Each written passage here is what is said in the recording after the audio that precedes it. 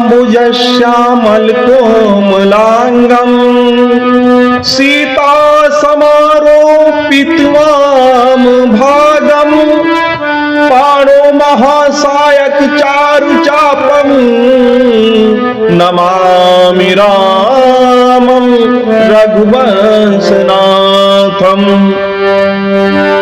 लोकाभिरामं रणरंगधीरं राजीव नेत्रं रघुवंशनाथं कारुण्यरूपं करुणाकरन्तं श्रीरामचन्द्रं शरणं प्रपद्ये।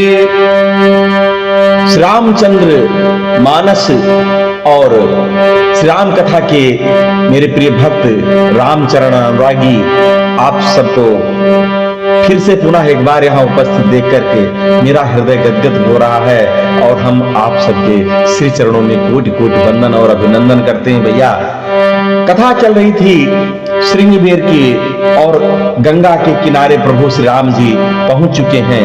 तो आइए श्रीमानस से ही चौपाई लेते हैं और कथा को आगे बढ़ाते हैं।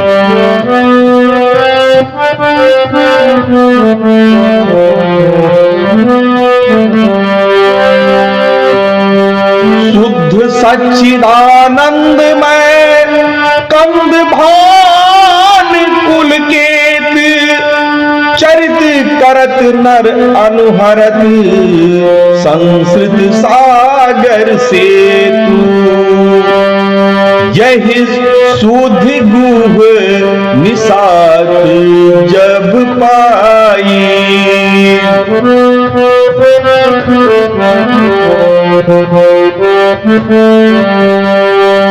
यही सुध गुह निसात जब पाई मुदित लिए प्रिय बंधु बोलाई लिए फल मूल भेंट भरी भारा मिलन चलो ही हरसी अपारा कर दंडवत भेंट धर आगे प्रभु ही बिलोकत अति अनुरागे सिया राम में सब जग जानी करहु प्रणाम जोरी जुग पानी मंगल भवन अमंगल हारी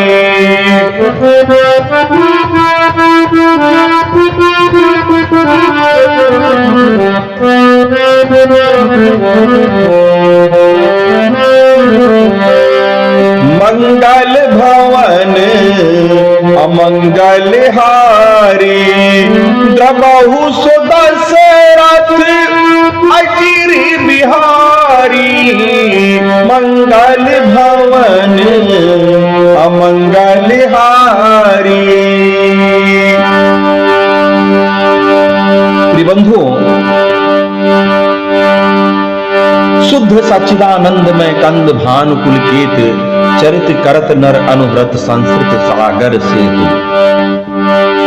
प्रिय दोस्तों सत्व रज तम तीनों माइक गुणों से जो परे हो, जो सतचित आनंद हो, सुख स्वरूप हो, जल के देने वाले हों,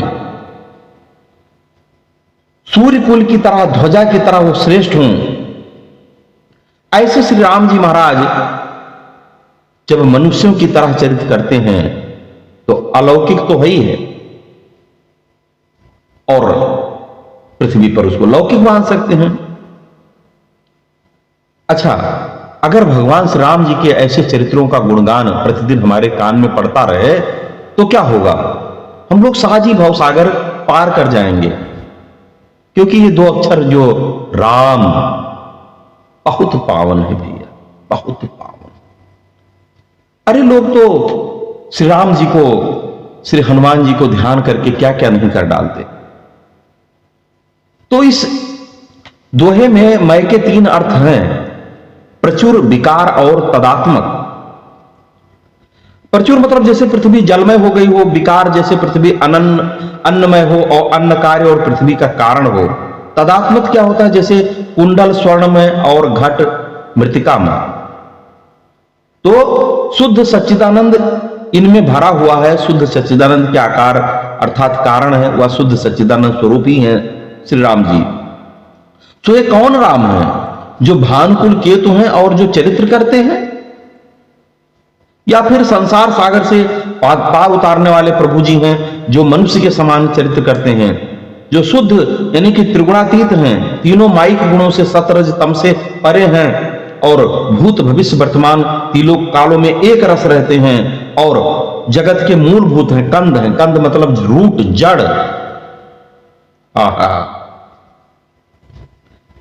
भैया, जब गुण और स्वरूप की एकता होती है तब उसे तदात्मक कहते हैं। जैसे घट मृतिकामय, कंठ स्वर्णमय, लवण क्षारमय, ऐसे ही सच्चिदानंदमय भीतर बाहर शुद्ध सतचित आनंद, सच्चिदानंद स्वरूप, जहां सत्य चित्त आनंद के अतिरिक्त कुछ और है ही नहीं। यथा चिदानंद में देह तुम्हारी, तो शुद्ध चिदानंद में कहा गया है कि उनको शुद्ध सच्चिदानंद है भगवान, और यही ब्रह्म का स्वरूप है। फिर कहते हैं कि वह कि रघुकुल में उत्पन्न होकर मनुष्यों के से चरित करते हैं, और अंत में कारण भी बता देते हैं तुलसीदास जी की, संस्कृत सागर हेतु यथा जग पावन कीरत बिस्तरी हैं, गाय गाय भवनिधि जनतरी हैं, लिखा हुआ है ना। ऐसे शुद्ध सच्चिदानंद भगवान का जब आगमन निषाद राज पाते हैं, यह शुद्ध गुह निषाद जब पाई, मुदित लिए प्रिय बंधु बुलाई, लिए फल मूल भेंट भरी भारू, मिलन चलो ये हर्ष अपारू, कर दंडवत भेंट धरी आगे, प्रभु विलोकत अति अनुरागे। एक क्षमा सुधार करेगा, लिए फल मूल भेंट भरी भारा है, और हमने जो है ध्यान में भारू आ गया था, और मिले और चले ये हर्ष पारा। तो अगर हम यहां पर भारा का मतलब, भार मतलब बोझ, बोझ बंडल, खाने पीने का सामान भार लेकर, कांवर जिसको आजकल बहंगिया कांवर भी कहते हैं, जो सर सामान से लदी हो।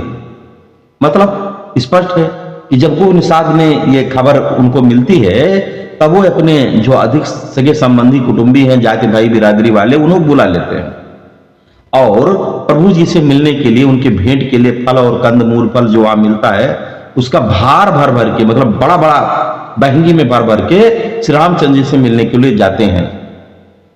इस समय वो इतने प्रसन्न हैं कि पूछिए मत। वो भगवान के श्री राम जी के निकट जाते हैं और भैया उनके समक्ष वो सब सामान रख करके प्रणाम करते हैं। तो कितनी मुदित, कहते हैं ना, भगवान उसे कर दंडवत भेंट भरी धारा, प्रभु विलोकत अति अनुरागे ना। भगवान श्री राम जी के सम्मुख ये सब रख दिया जाता है सामान, और दंडवत प्रणाम करते हैं प्रभु को। भगवान श्री राम जी तो सहज हैं, स्नेह तो फूट फूट कर निकलता है। सहज स्नेह विवश रघुराई, पूछी कुशल निकट बैठाई, नाथ कुशल पद पंकज देखिए, भयो भाग भाजन जन ले। बड़भागी हो गया हूं मैं। भगवान श्री राम जी स्वाभाविक प्रेम के बस हैं। निषाद ने दंडवत की, उससे बस ना हुए, भेंट नजर की, उससे बस ना हुए। अति अनुराग से जब वह स्वरूप के दर्शन में लग गया, तब भगवान उसके भेंट को ना देख करके उसके बस में हो जाते हैं। अब देखिए भगवान को क्या चाहिए, सारी वस्तुएं तो उन्होंने बनाई है हमारे आपके लिए, लेकिन उनको चाहिए प्रेम। एक प्रश्न बताऊं, आप जब आपके घर में छोटा सा बच्चा होता है, 2-3 साल, बाहर जाते हैं, कुछ मेवा मिष्ठान या चॉकलेट बिस्कुट उसके लिए लाते हैं, तो आप उसको तो दे देते हैं। बच्चा लौट करके जब खाने लगता है तो आपके मुंह में भी डाल देता है, पापा, मम्मी, पिताजी, माताजी। तो आप उसको प्रेम बस स्वीकार करते हैं, और माँ कहती हैं ये जी इसको ले लो, नहीं ताकि इसकी देने की आदत पड़ जाए। दान धर्म पर बचपन से माँ ही तो पहला विद्यालय सिखाती है। और आप प्रेम से ले लेते हैं। यहां तक कभी कभी अपने मुंह का खाया हुआ, रलियाया हुआ भी निकाल के आपको उनमें डाल देता है। बच्चा तो बच्चा, साज भगवान श्री राम जैसा। आहा। तो क्या होता है कि जो है जब वो ले लेता है, जब तक वो फल बहंगी में भर भर के रखता है तब तक नहीं। अब जैसे कि मैंने अभी चॉकलेट वाली बात कही, उसमें एक छोटा सा प्रसंग और है कि अगर मान लिया जाए किसी दिन वो बच्चा लाता है और आपको नहीं देता है, तब आपको बहुत बुरा लगता है, बहुत फील होता है। ऐसे ही हमारे दीनबंधु दीनानाथ भगवान है, सब कुछ उन्होंने हमारे लिए बनाया है, लेकिन मेरा भाव देखते हैं। कहा गया ना, तो दियम वस्तु गोविंद तुभ्यमेव समर्पये। हे प्रभु, आपकी सब कुछ चीज आपको समर्पित है, तेरा तुझको अर्पण क्या लागे मेरा। तो जब तक वो सब सामान लेकर आए अपनी बुद्धि से, तब तक भगवान उसको नहीं लेते हैं, उसको नहीं स्वीकार करते हैं। लेकिन जब वो अपने आप को शरणागत कर देता, आहा, तब भगवान उसका सामान भी सब स्वीकार कर लेते हैं, उसका भी भोग पाते हैं। श्री राम जी तब बस में हो जाते हैं केवट के भैया। कुशल प्रश्न पूछते हैं, भाई कैसे हो? तो कहता है कि प्रभु नाथ कुशल पद पंकज देखे, भयो भाग भाजन जन लेके। आहा, नाथ कुशल पद पंकज, आपका दर्शन हो गया, अब और क्या चाहिए?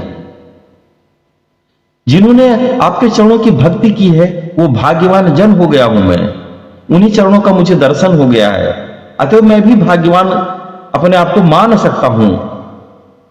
और हे नाथ, भाग्य भाजन हुआ है हमारा, आपके जन की गणना में मैं भी आ गया हूं, मेरे प्रारब्ध जग गए हैं।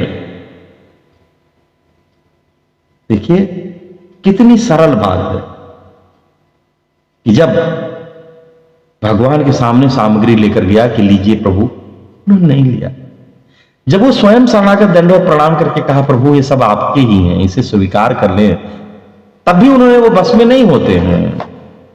जब ये कहता है प्रभु मैं आपका ही हूं, आहा, भगवान भी भैया जड़ ही पकड़ते हैं। अगर वो जड़ पकड़ आपको ले लिया, एक बात और बताऊं, अगर किसी को, मैं आपको बताऊं, आप कैसे समझेंगे कि आप पर भगवत कृपा हो रही कि नहीं? आज मैं आपको एक सरल बात बताऊं। देखो, जब भी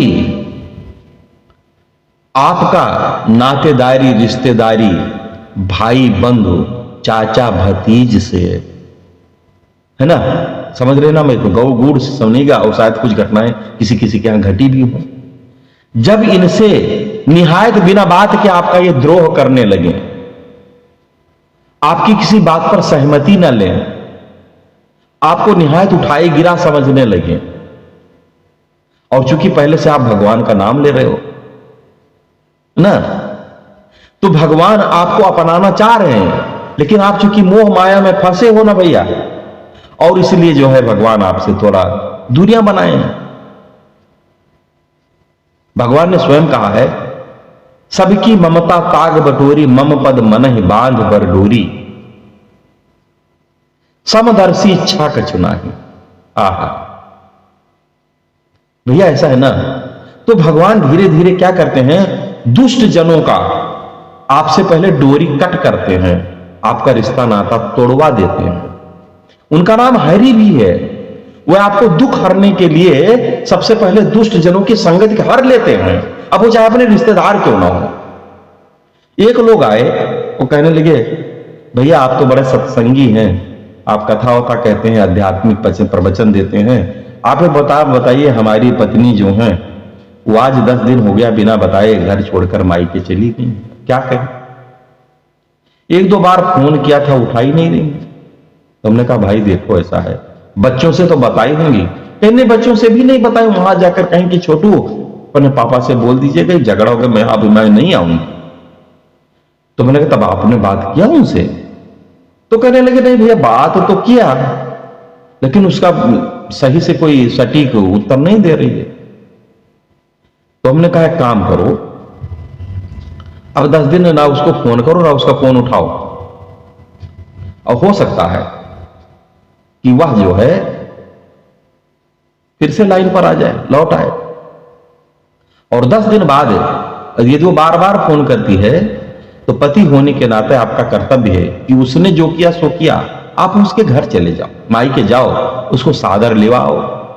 यदि तब भी अगर हमने कहा गए अगर आप वहां और वाकई आपने कुछ भी उसकी इच्छा है, कुछ भी दिल लगी है आपसे, उस जो है प्रेम है, तो चुपचाप वो तैयार होकर चली आएंगी। और यदि नहीं है तो भैया ये प्रारब्ध मान लो, भगवान की ही कोई कृपा होगी। तो उन्होंने ऐसा किया और बाद में वो गए। हालांकि धर्मपत्नी जी उनकी वापस आ गई, भाई आप सबका घर बसना ही चाहिए, सब कुछ है।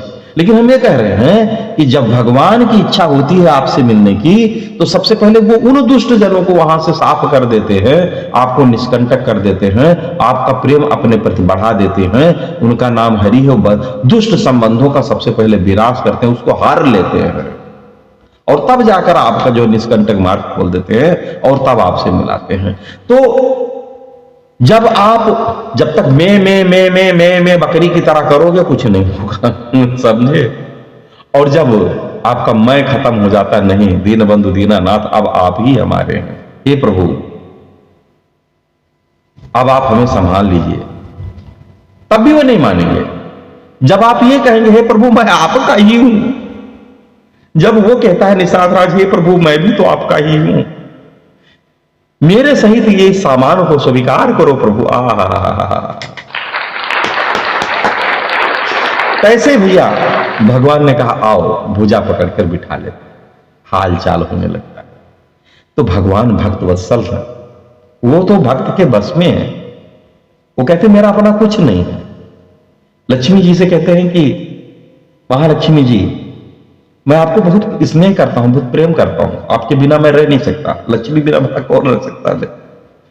लेकिन कभी तुलना ना करिएगा, भक्त मेरा सर्वोपरि है। ऐसे रघुनाथ जी आप सबका भी कल्याण करें। आप लोग भैया स्वस्थ रहिए, मस्त रहिए, अपने अपने कार्य में व्यस्त रहिए। आगे हम फिर ऐसे ही कुछ अच्छी कथा लेकर आपके समस्त प्रस्तुत होते हैं। जय जय श्री सीताराम।